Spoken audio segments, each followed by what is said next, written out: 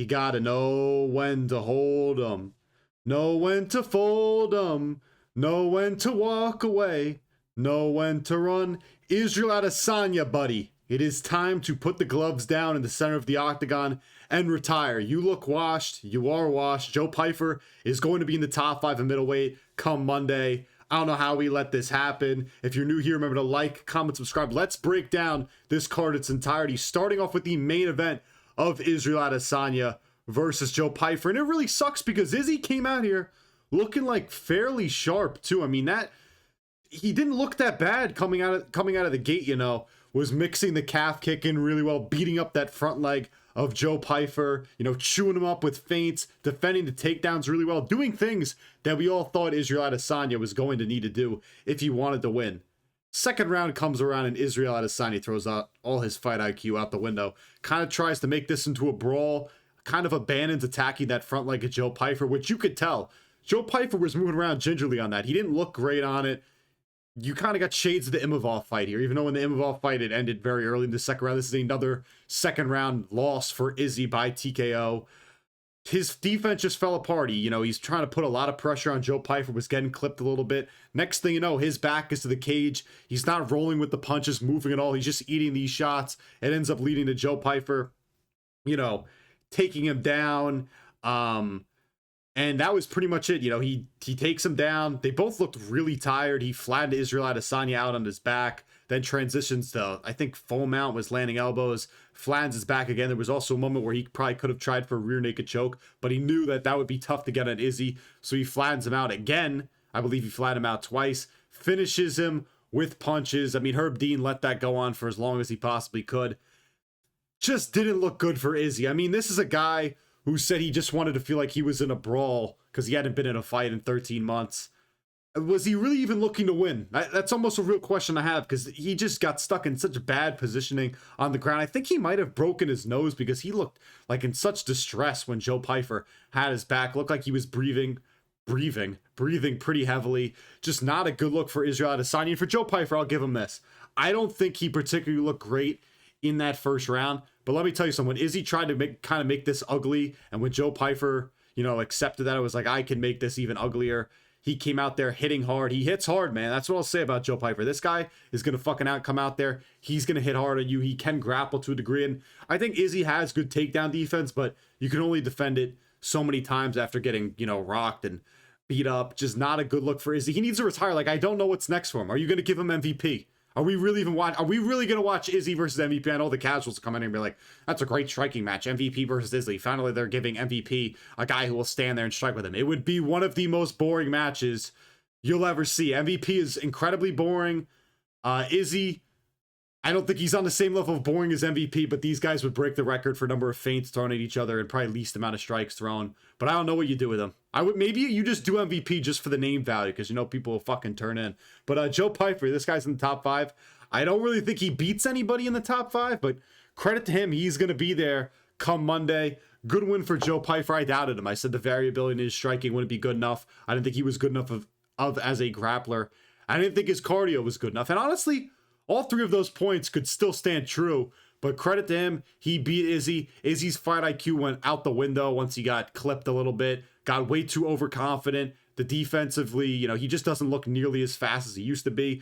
He's not defensively sound anymore. He just looks slow. You know what I mean? I saw some people on Twitter being like, vintage Adesanya, man. He just was kind of beating up a Joe Pyfer, who I don't think is particularly insanely skilled. He's beating up that front leg really well, minimizing kind of the movement of Joe Pyfer. But I didn't think he was doing anything super impressive. I was just like, oh, he's kind of fighting a smart fight. He threw all that shit out the window in the second round when he tried to get overly aggressive, not attack that lead leg as much, and opened up way too much. His defense is incredibly flawed. Offensively, I still think he is solid. He can move well when he's on the offensive attack, but defensively, it's just not there. The footwork's bad. The head movement, is not particularly great. He's got that tall man Volk defense where he's just kind of leaning his head back and pushing out with the arms. That's not really going to work. He just balled up, didn't fucking roll at all, and Joe Pyfer teed off on him, eventually got the takedown and the win. Whatever, I've never been the biggest Izzy fan. I just didn't really want to see him go out like that. I didn't really want to see Joe Pyfer in the top 5. Joe Pyfer, though, after the fight, saying that he almost killed himself a few weeks ago ahead of his biggest fight before he found God.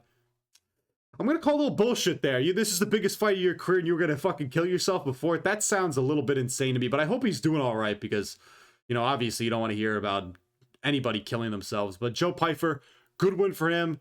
Top 5 coming Monday. Also, Israel Adesanya. I think I will say one last point about this fight. Is he in all the lead up to this fight and in the press conferences, I feel like he took a lot of credit, or maybe a little too much credit, kind of saying, oh, I'm giving this guy an opportunity. It's a great opportunity for him. Like, I just feel like he was looking at this fight not to win, but just to maybe feel alive again. I don't really even know what he's doing. I don't know what's next for him. Not a smart fight for him, but good win for Joe Pyfer. Top 5, here we come for Turn the Body Cam Off. Joe Pyfer. Moving on to one of the crazier women's fights we've seen in a long time. Alexa Grasso versus Maycee Barber. I thought Maycee Barber was going to win this. I thought she was going to come in here, kind of make it a dog fight, make it ugly. Because Alexa Grasso, if you fight her in a technical boxing fight, you're probably going to lose. And Alexa Grasso was just landing her combinations more, fought a lot more technically, and probably had one of the nastiest finishes I've ever seen in a women's MMA fight. I mean, hit her with what, a straight left or straight right down the middle. Maycee Barber gets clipped badly, and then she was pretty much out at this point. Alexa Grasso goes in for rear naked choke, fights over. Maycee Barber didn't even tap. She didn't know where she was. I mean, that's concerning to see because obviously Maycee Barber, you know, she's actual brain health problems in the past with seizures. And you don't really like to see stuff like that. She legitimately didn't know where she was. She was fucking laid out there like she was fucking making a snow angel. That was ugly to see. Great win for Alexa Grasso. Maycee Barber, I don't know what to tell you. That was rough to see. Good win for Alexa Grasso. Now moving on to Michael Chiesa versus Niko Price. One of the rare double retirement fights we've ever seen. Winner goes home and loser goes home. Either way, it didn't matter. Michael Chiesa, funny ass win for you. And I was joking for weeks. I was like, there's no way they're actually going to fucking put up a retirement video package, tribute package for him. And they did. I mean, they both were not really great on the feet. Chiesa's trying to initiate the clinch, works to his back, takes him down, tried for a rear naked standing choke like he was Charles against Dustin Poirier. Niko Price, which I love when dudes do this because you don't really see it enough. I remember Usman did it to Usman when... Usman did it to Usman. Usman did it to Chimaev a couple years ago when Chimaev took his back, just dumped him on his head. But then Michael Chiesa did a nice job kind of just sticking to Niko Price, took his back, got the rear naked choke within literally seconds. It was hilarious to watch. Niko Price, man, this guy has to be taking dives for the UFC. And we saw Robbie Lawler a couple years ago. I think if they want to give a guy a free bonus, or I don't even know if he got a bonus for this, a free win, they'll just send Niko Price at you. He's so bad. But Niko Price, also, I didn't notice about the Niko Price earlier. He has a terrible tan line. It's very clear you could see the wife beater tan line on this guy. Michael Chiesa, he gets a retirement video. Listen, I'd shit on Michael Chiesa for a while for possibly getting a retirement video. But Anthony Smith, with Michelle Watterson, that's that chick's name, right? We've seen worse people get retirement, but actually Anthony Smith might be better than Michael Chiesa. But you get my point. Like, if Anthony Smith can get a retirement package, a tribute video, then literally anybody can. So maybe I should have been a little less harsh on Michael Chiesa for getting a retirement video. I don't know. I don't even know what the fuck they put on it. They put like random submissions. I thought honestly, if they put the McGregor chucking a dolly at a bus he was in because he was trying to hit Khabib, that's the most memorable moment of Michael Chiesa's career. Nonetheless, good win for him. Good way to go out. It was nice to see him hugging and kissing his wife and his family. You know, he's got a nice story. I'm not going to hate too much on Michael Chiesa, even though I've called him shit and said he doesn't deserve to get a retirement video. But moving on to this was a fun fight. Larian Douglas knocks out Julian Erosa. I said it in the breakdown video for this fight.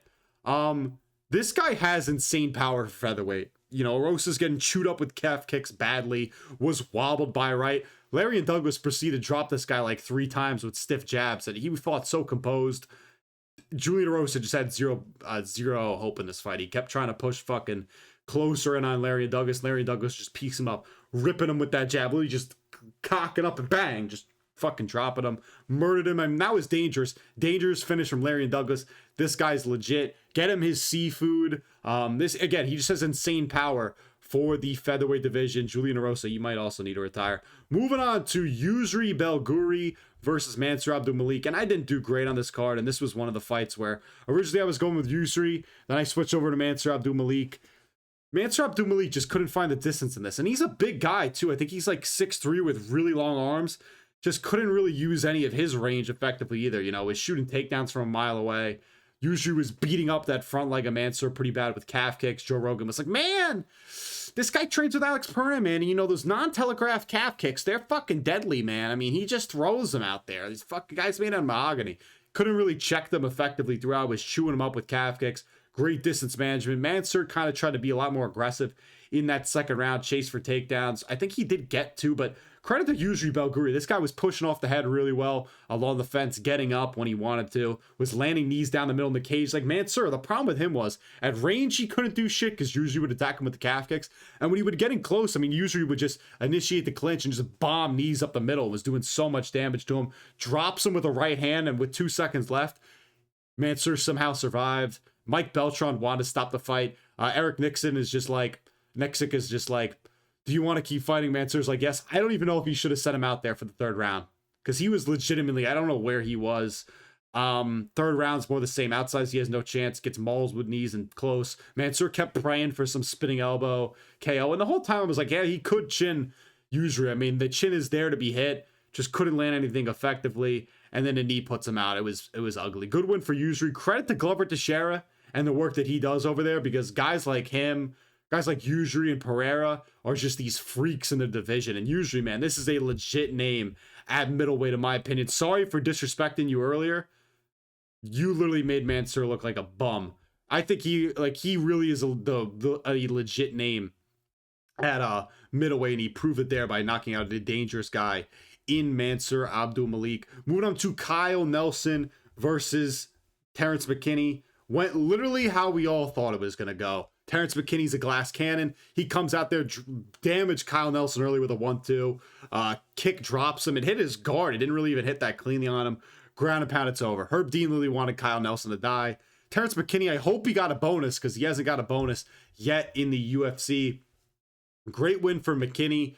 Not much more to say. This guy is just, he's the ultimate glass cannon. I don't really know what you do with Terrance McKinney. I saw somebody say Terrance McKinney versus Mason Jones.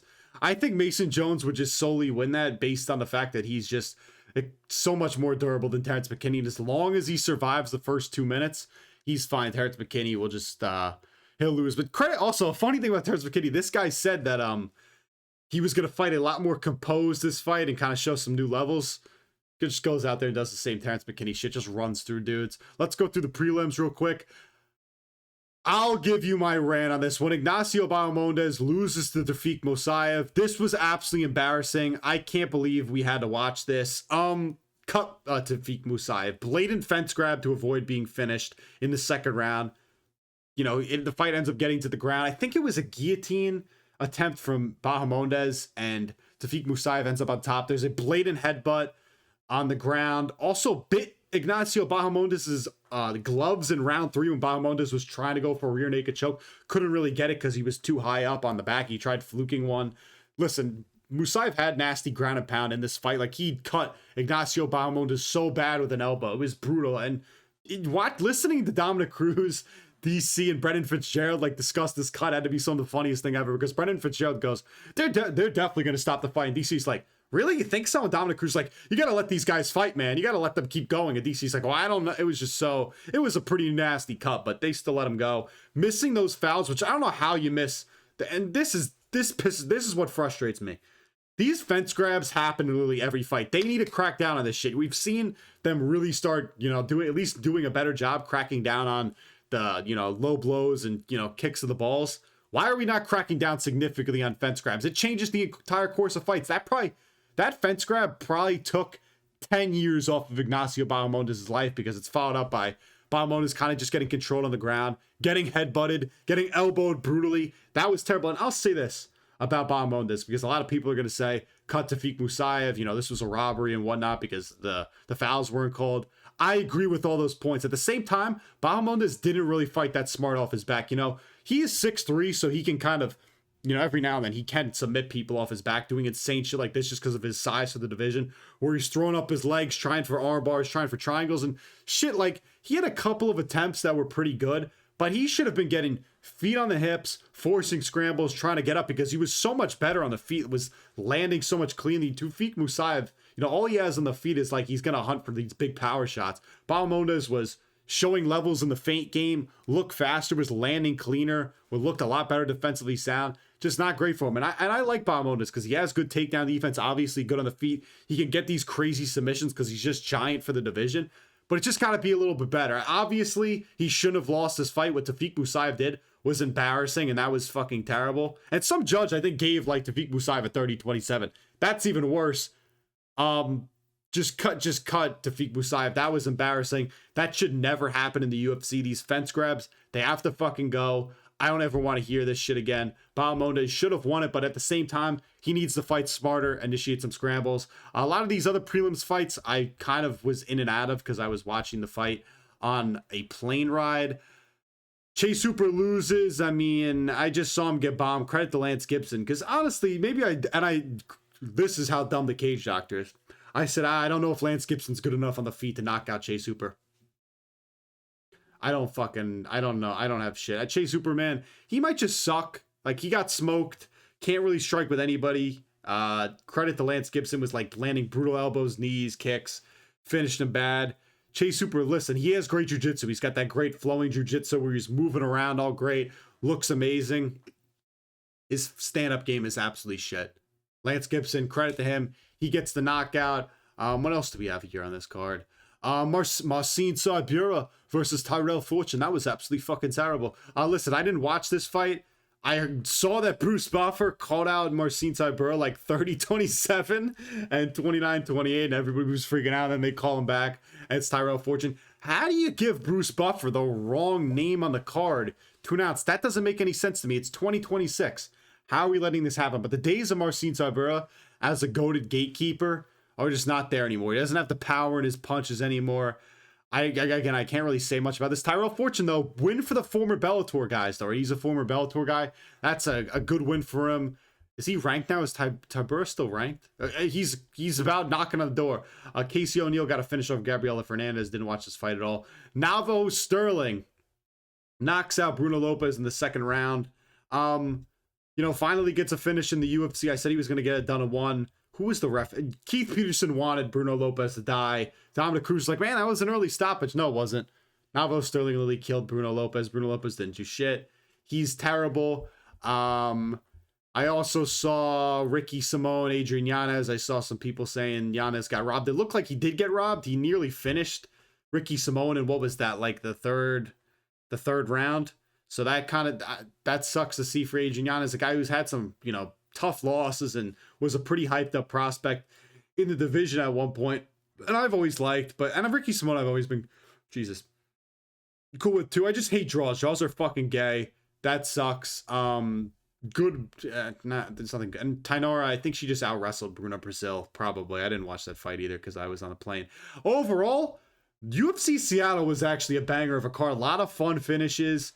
Obviously, a lot of this card kind of gets overshadowed by Izzy losing to Joe Pyfer, but Alexa Grasso had one of the craziest KOs you'll see in women's MMA and just MMA in general. That was nuts. Mikey Chiesa. I mean, how are you going to forget Michael Chiesa's fucking retirement submission over Niko Price? And Niko Price, I did feel bad for because this guy was waiting around to get an interview because it was his last fight in the UFC.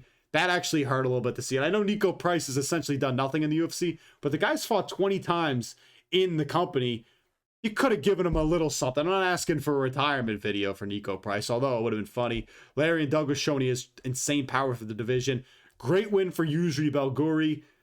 Just, he can do it all. He's got great distance management, can beat you up from the outside, can beat you in close, can defend takedowns.